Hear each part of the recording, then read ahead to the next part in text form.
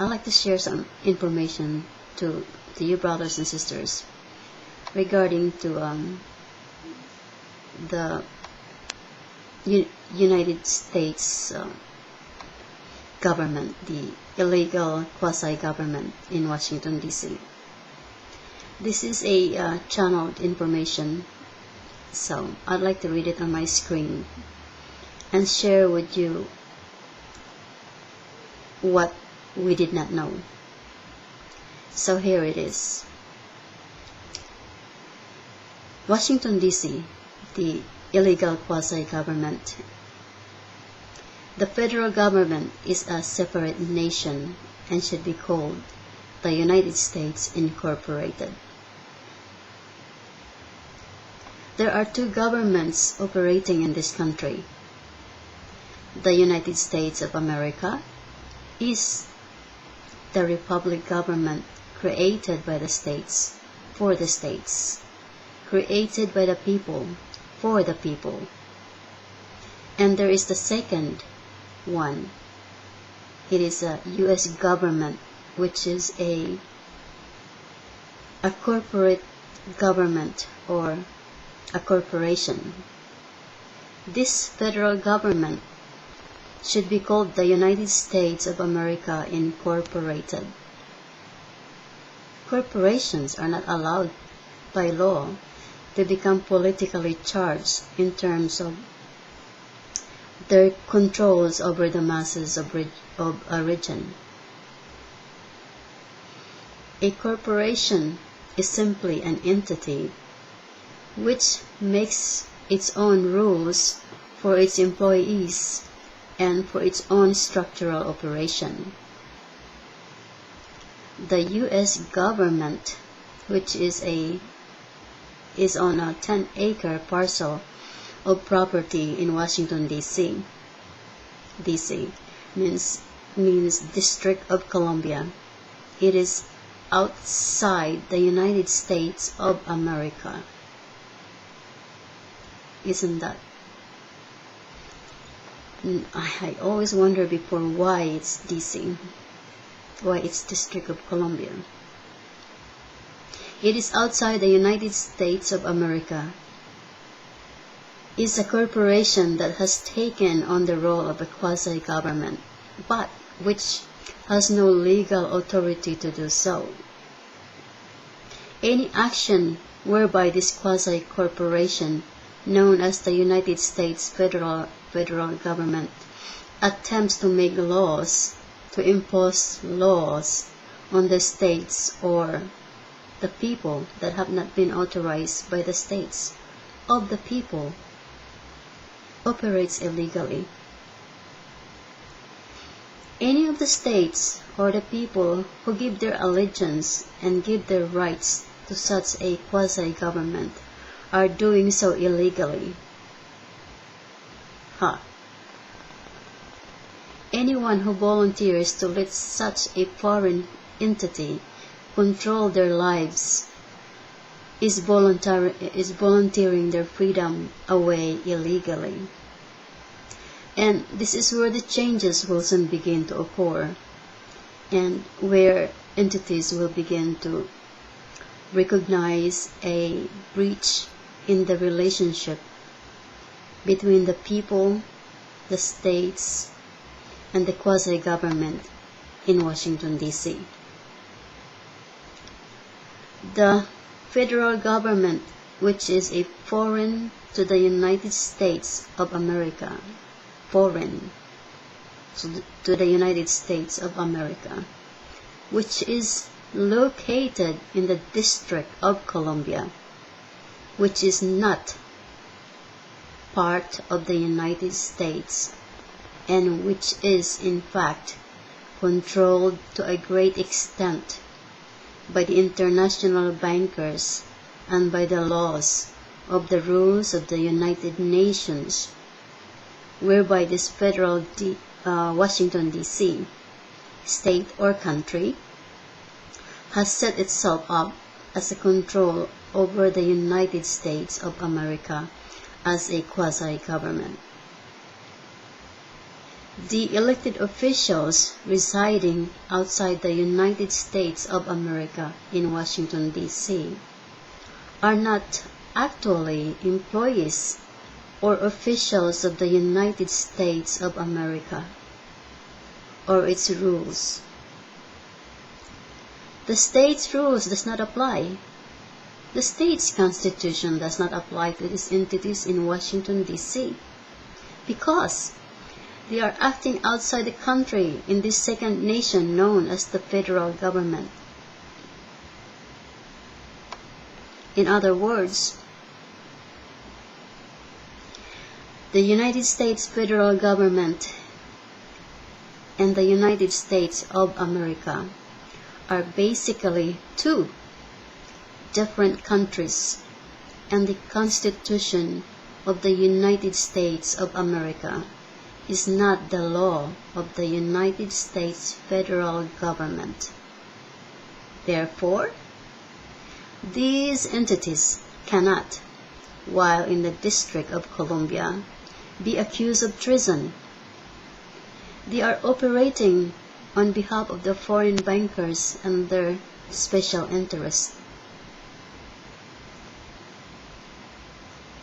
The so-called freedoms that entities have enjoyed or believed they had are taken away without the public even realizing they are being taken. It is as though an entity is ushered into his prison by a very powerful hypnotist, and one who is very persuasive, who talks to the entity along as he walks him towards the prison, and even walks the entity through the gates and into the cell before the entity awakes to find he is in prison. This is the way it will be for many entities. They will be deeply imprisoned, unable to escape before they know what happened. Of course, because there are many patriots now who are well aware of what is coming, they have the opportunity to inform others, and others have the chance to wake up before it is too late. So it's a new love of Occupy groups all over the world. It becomes important for entities to recognize the risk of communicating their interest, our interest. If they are interested in the Patriot movement, then it is important that they risk communicating with such entities, for you can't escape the reality by ignoring it. There are many entities who live in denial, right up to the time when they face the inevitable imprisonment. But if they recognize what is coming, they are open to hearing what is evidence in regards to the future events, so that they do not ignore the evidence that is available through patriot groups. Then these entities stand a chance of adding their weight to the weight of others who are still dedicated to freedoms in this country and other countries around the world.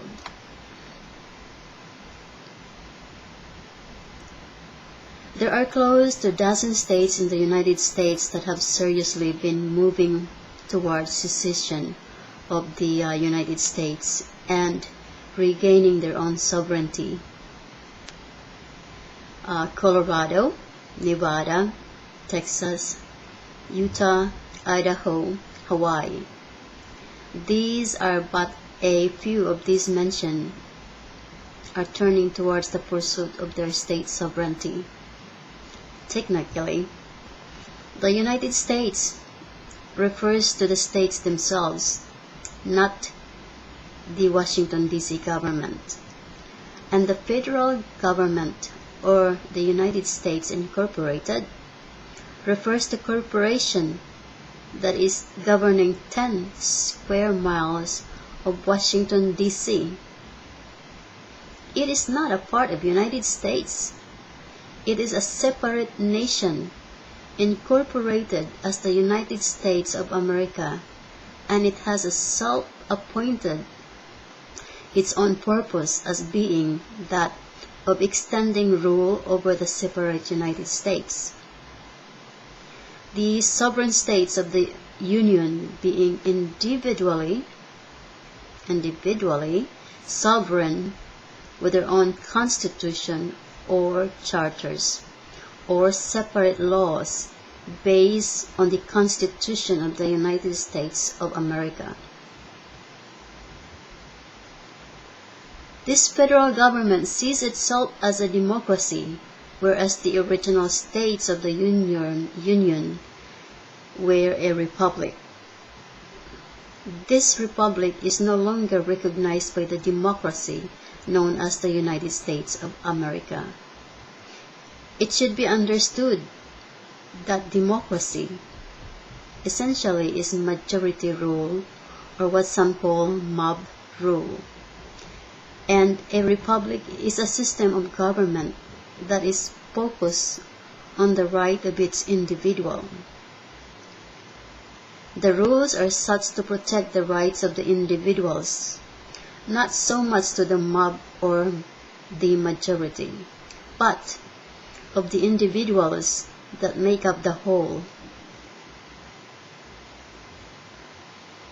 These things that most entities are not taught in their school, or not taught through the news, through television, or through the ordinary information sources of the country.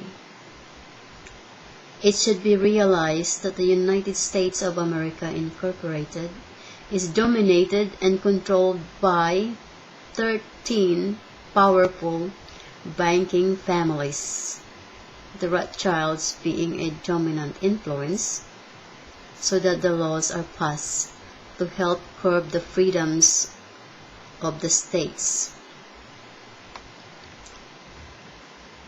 Most of the laws of the federal government are essentially just corporate rules, and corporate rules or corporate laws on the states who have become associated with federal government, given their allegiance or otherwise bought into the federal government in Washington, D.C., a corporation.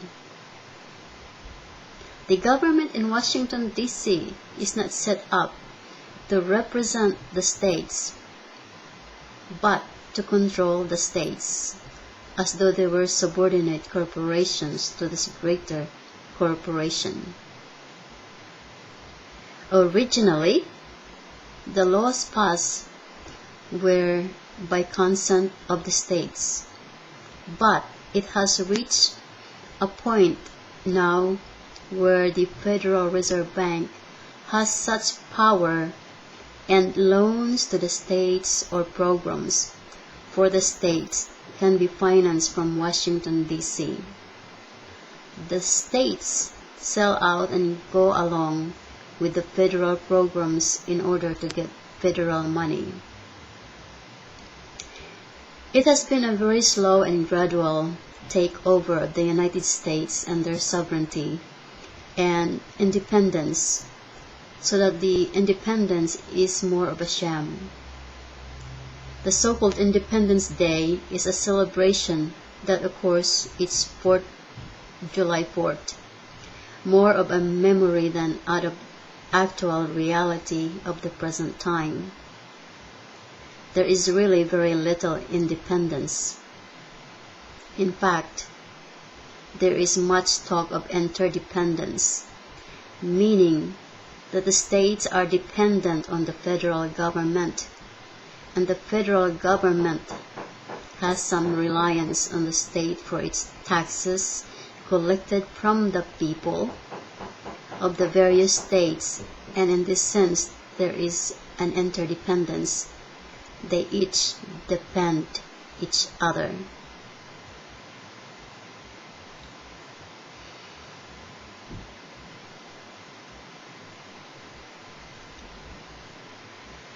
The founding fathers, wherein the Rothschilds lawyers and representatives, recognized that the oversight was that Washington, D.C. government for the states had never actually been part of the United States, and therefore they took over and created a corporation of this federal government, making it separate nation from the United States, and from that action began to move toward a gradual takeover of the various states of the Union through statutes and laws which the states bought into. You have to really think, that's why they put their federal government in the DC, because we cannot sue them. They are outside the United States of America. This is I like to share this information with you guys, just a little information, something to ponder. The energy of the ninth wave is really rolling and getting bigger, and people are awakening, and I applaud you, my brothers and sisters, who are taking the streets. I love you all. I send my love to you, and please, no violence.